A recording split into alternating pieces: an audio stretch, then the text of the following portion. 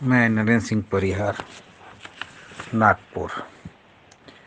मेरी कहानी का शीर्षक है सूखे पत्ते पर ठहरी ओस सा अभिषक्त नारी जीवन। रूढ़िवादी सनातनी परंपरा में आज भी नारी स्व का संघर्ष यहाँ कर रही है। छायावाद काल में नारी महादेवी को स्व समझा, कलम उठा, स्वयं को चिरकाल तक अपनी रचना धर्मिता से आलोचकों के सामने खड़ा कर महाप्राण निराला प्रसाद पंत के साथ स्वयं को स्थापित ही नहीं करी, बल्कि नारी की सुंदर व्याख्या भी हुई। पुरुष के लिए नारित्व अनुमान है, नारी के लिए अनुभव। महादेवी की वेदना को नारित्व का अनुभव मान प्रामाणिक समझा जाए, क्योंकि वे नारी तो थी। या सूखे पत्तों पर ठहरी ओस स्त्री जीवन का यथार्थ है, या हरे तृण पर बैठी ओस स्त्री जीवन का यथार्थ है?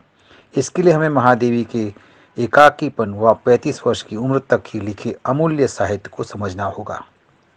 सूखे पत्ते पर ठहरी ओस यानी स्त्री हृदय जब संवेदनाओं को का कठोर कवच ओढ़ ले तो उसे धरातल पर बिखर अभिशप्त होने का प्रमाण देना है।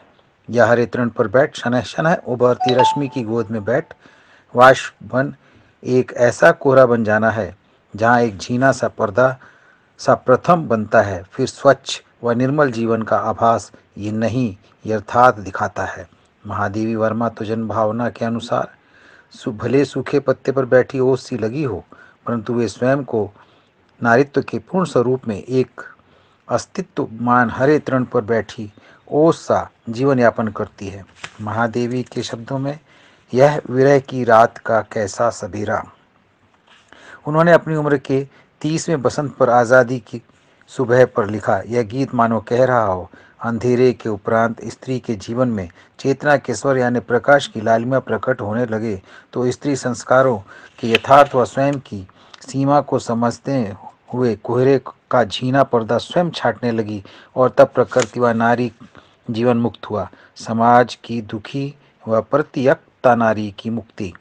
परंतु छंद विधान में लिखे गीतों के दायरे में बंधी व अनुप्रास की अधिकतम छटा बिखेरती महादेवी स्वयं भी परिवार के मुखिया व उसके अनुसरण करने वाले सदस्यों के परिसर से बाहर अपने गीतों को अपने समकालीन विख्यात कवियों की भांति नहीं ले जा सकी, ना ही स्वयं के निजत्व के समान कोई लचक रखी। सजनी मधुर निजत्व देख कैसे मिलूं अभिमाननी मैं। उनका यह कहना अपने मधुर निजत्व देकर किसी से कैसे मिलूं प्रश्न खड़ा कर स्वयं के अभिमान को भी खड़ा करती है। वह भी उस युग में जहां स्त्री सीधे पुरुष या किसी अन्य पुरुष को अपनी बात संबोधित करे, यह समाज मान्य नहीं था। उसके साथ उनकी यह पंक्ति बहुत कुछ कहती है। हठीले हौले हौले बोल, मधुरित हौले हौले बोल। यहाँ कविता में हठीले शब्द का प्रयोग मात्र महादेवी के नारी व उनके किसी प्रिय होने का प्रमाण समझ उन्हें समेटना उनके साहित्य के साथ अन्याय होगा। हाँ, यह सच्चाई है कि महादेवी के गीत गेयता है, परंतु रविन्द्रनाथ ठाकुर जैसे गाए नहीं जा सकते। यानी रविंद्र संगीत सा महादेवी संगीत नहीं बन पाया, तो क्या उनका अकेलापन उनके गीतों के लचीलेपन के अभाव को मुखरित करता है और उन्हें तानाशाह बना देता है? उनका गीत शलभ में शाप में वरदूं, उत्तर हूँ निष्ठुर हूँ। वैसे विश्व के धरातल के सामने समान हिंदी कविता, आधुनिक हिंदी कविता हमारे समाज के अंधकार में ही पैदा हुई, तो सीधा सवाल उठता है, उस काल में क्या नारी संघर्ष के साथ उन अंधेरों में कई संघर्ष या क्रांतियां साथ साथ चल रही थी? यहाँ समझना होगा। आज परिवर्तन के कोलाहल में काव्य कमंडल तिलक टोपी से उतरकर मध्यम वर्ग के हृदय में साधारण स्पंदन भी नहीं करता। झंकार की कल्पना तो दूर, कभी आ तो अर्थ वैभव की चकाचौंध में स्वयं के अभिमान को त्याग संस्कारों की अर्थी उठाए खड़ा है, या नहीं तो स्वयं से पिता पुत्र बन अग्नि देने को तत्पर है। यहाँ छायावाद का कवि संप्रदाय के जड़त्व वट वृक्ष व दरबार के कल्प वृक्ष में सेंध लगा काव्य को जीवन की कठोर भूमि में उतार लाया। तब महादेवी कहती है, हमारे युग में अर्थ का कोई प्रश्न ही नहीं था और यश के लिए भी हम आकुल नहीं थे। हमें कोई आलोचक भी नहीं मिला, और जो आलोचक था वे भी हमारे विरोध में ही कहते। यह युग प्रसाद पंत निराला महादेवी का वैचारिक लेखनी का भारतीय दर्शन की गहरी जड़ों को नए नजरिए से देखने का युग था। महादेवी वर्मा का यह कथन स्वयं परिभाषित है व उनकी दृढ़ता पक्षधारिता अचंभित भी करता है।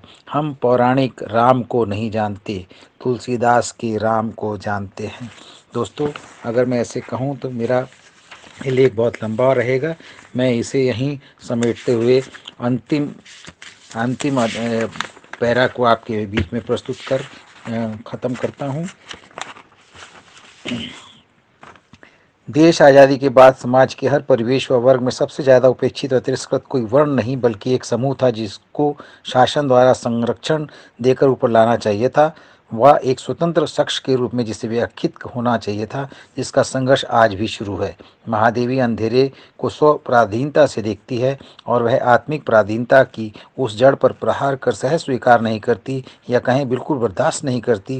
वह मन के साथ कीचड़ के रूप में चिपक कर आने से विमुक्त होने के संघर्ष का आह्वान करती है और कह उठती है, वीर का प्रिय आज पिंजर खोल दो। ये थी मेरा लेख की कुछ अंश।